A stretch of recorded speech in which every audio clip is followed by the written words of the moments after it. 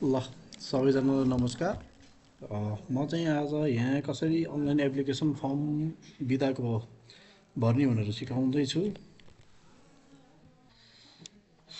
अनि फर्स्टमा चाहिँ हामी ब्राउजरमा जान्छौँ। मोबाइलमा पनि आफ्नो ब्राउजर हुन्छ, मोबाइलको ब्राउजर युज गर्दा नि हुन्छ, यदि ल्यापटप छ भने ल्यापटपबाट गर्दा अझै राम्रो। र हामी फर्स्टमा हाम्रो यो युआरएल चाहिँ छ हाम्रो khsclass.eattendance.com.np। यो इन्टर गरिसकेपछि हाम्रो यो पोर्टल खुल्छ र यहाँ चाहिँ हामीले आफ्नो युजर नेम चाहिँ आफ्नो इमेल एड्रेस हुन्छ, पासवर्ड चाहिँ त्यहाँ रिसेट गरेको पासवर्ड आफ्नो सम्झिने आफ्नो युजर नेम र पासवर्ड यसमा लगइन गर्ने। यदि कसैको युजर नेम र पासवर्ड छैन भने उमेश सरसित अथवा मसित सम्पर्क गर्दा हुन्छ, हामी क्रिएट गरेर दिन्छौँ है। यो लगइन गरिसकेपछि यस्तो पोर्टल खुल्छ जहाँ चाहिँ हाम्रो पर्सनल एटेन्डेन्स अनि त्यसपछि पर्सनल लिभ रेकर्ड अनि एप्लिकेसन भन्ने पोर्टल सबैजनाको यस्तो खुल्छ। यदि आफ्नो पर्सनल एटेन्डेन्स चाहिन्छ भने हामीले यसरी पर्सनल एटेन्डेन्समा गएर, अलिकति नेट स्लो छ,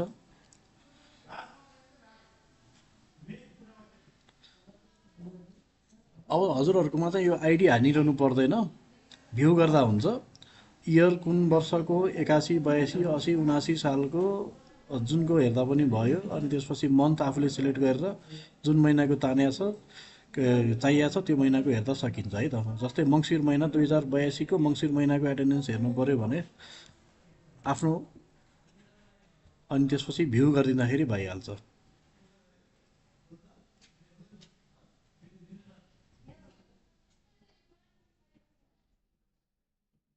नचल्यो इन्टरनेट स्लो छ, एकैछिन है त, म यहाँ भिडियो बनाउँदैछु।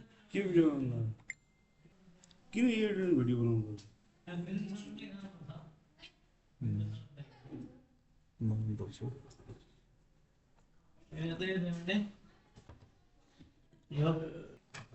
अब यसरी चाहिँ आफ्नो महिनाको एटेन्डेन्स आउने भयो, यहाँ एपियर हुन्छ। अब यो जुन अब 81 सालको मङ्सिरको हेर्न पनि सक्यो, हामीले सिलेक्ट गरेर मन्थ सिलेक्ट गरेर हामीले भ्यू गरेपछि यो डिस्प्ले भइहाल्छ है।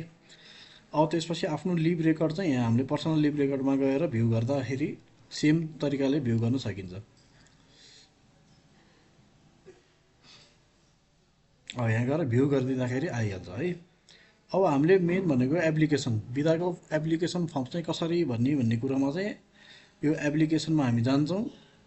एप्लिकेसनमा गएर लिभ एप्लिकेसन भन्ने अप्सन छ, लिभ एप्लिकेसनमा क्लिक गरिसकेपछि एउटा यस्तो पोर्टल खुल्छ। यो चाहिँ जुन हाम्रो पहिलाको म्यानुअल रूपमा चाहिँ एप्लिकेसन फर्म भरेर इन्ट्री गरेको फर्महरू हो यिनीहरू।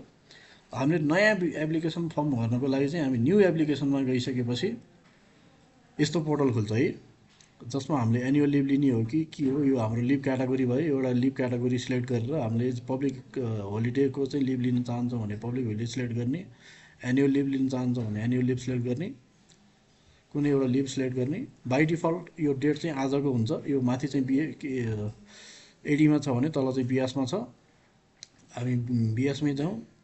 ल मलाई चाहिँ आज पुसको 4 गते बाई डिफल्ट आउँछ भने मलाई 8 गतेदेखि बिदा चाहिएको छ भने मैले 8 गते सिलेक्ट गरेँ। अनि त्यसपछि यो एरोमा गइसकेपछि कहिलेसम्म हो, 8 गतेबाट 15 गतेसम्म हो भने 15 गते क्लिक गर्ने। त्यसपछि यहाँ रिजन, आफ्नो रिजन लेख्ने, पर्सनल हो कि के हो, रिजन लेखिसकेपछि आफ्नो एप्रुभिङ पर्सन चाहिँ को हो, एप्रुभिङ पर्सन यहाँबाट सिलेक्ट गरेर, जस्तै मैले डाक्टर कमल थानीले सिलेक्ट गरेँ। रिकमेन्डिङ पर्सन चाहिँ जस्तै मैले उमेश रोकाया सिलेक्ट गरेँ। नोटिफाई अदर पर्सन भनेको छ, अब कसैलाई नोटिस दिनुपर्छ भने कुनै पर्सनलाई चाहिँ एउटा नोटिफाई दिएर आफ्नो काम गर्ने जसलाई दिए पनि भयो, नोटिफाई गरेर। अथवा यो कम्पलसरी छैन, यो नगर्दा नि भयो। यसलाई एप्लाई गरिदिइसकेपछि तपाईँको एनुअल लिभ 5 दिन चाहिँ अप्लाई भयो। अब त्यसरी नै 5 दिन एप्लाई गर्ने, के अरे एनुअल लिभ 5 दिन एप्लाई, त्यसपछि म सिक लिभ 3 दिन बस्छु भन्नलाई चाहिँ फेरि सिक लिभ सिलेक्ट गरेर नयाँ एप्लिकेसन फर्म यसरी नै भर्न सकिन्छ।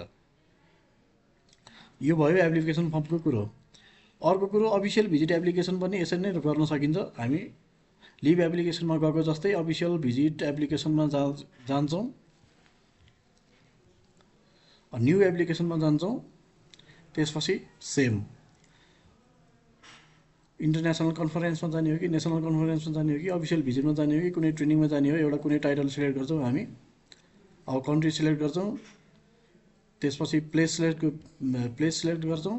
अब त्यसपछि अहिलेको जस्तै नै सेम बाई डिफल्ट आजको डेट हुन्छ, कहिलेदेखि कहिलेसम्म जाने हो, जस्तै 9 गतेदेखि 23 गतेसम्म जाने हो भने यसरी डेट सिलेक्ट गर्छौँ, रिजन हामीले यहाँ लेख्छौँ, एप्रुभिङ पर्सन पनि अहिलेको झिँ सिलेक्ट गर्छौँ हामीले, रिकमेन्डिङ पर्सन पनि अहिलेको झिँ सिलेक्ट गरेर हामीले के गर्छौँ, अप्लाई गर्छौँ। यो भयो एप्लिकेसन कसरी गर्ने भन्ने पार्ट हो। अब यदि एप्लिकेसन एप्रुभ गर्ने पर्सनहरू चाहिँ जो हुनुहुन्छ उहाँहरूले चाहिँ के गर्नुपर्छ भन्दाखेरि उहाँहरूको इनबक्समा यसरी मेसेज आएर बसेको हुन्छ, इनबक्समा। अब यहाँ चाहिँ अहिले कसैले नि एप्लिकेसन नहालेको भएर केही पनि छैन, there is no leave application भनेको छ। यदि कसैले एप्लाई गरेको छ भने चाहिँ लिभ एप्लिकेसनको चाहिँ लिभ एप्लिकेसनमै आएर बस्छ, अफिसियल भिजिट एप्लिकेसन हो भने अफिसियल भिजिट एप्लिकेसनमै आएर बस्छ। यो इन्टाइटल लिभ, इन्टाइटल लिभ र अर्लीको चाहिँ अहिले कुरा नगरौँ, अहिलेलाई हामीले अफिसियल भिजिट र लिभ एप्लिकेसन भए पुगि नै हाल्छ। अनि त्यसपछि जसले एप्रुभ गर्ने अथोरिटी छ उहाँहरूले चाहिँ यहाँ आएको एप्लिकेसन चाहिँ यहाँबाट एप्रुभ गर्न सक्नुहुनेछ। धन्यवाद। यति नै हो। केही कन्फ्युज भयो भने उमेश सरलाई अथवा मलाई फोन गरेर सोद्धा पनि हुन्छ अथवा आएर सिक्दा पनि हुन्छ। हस्, धन्यवाद।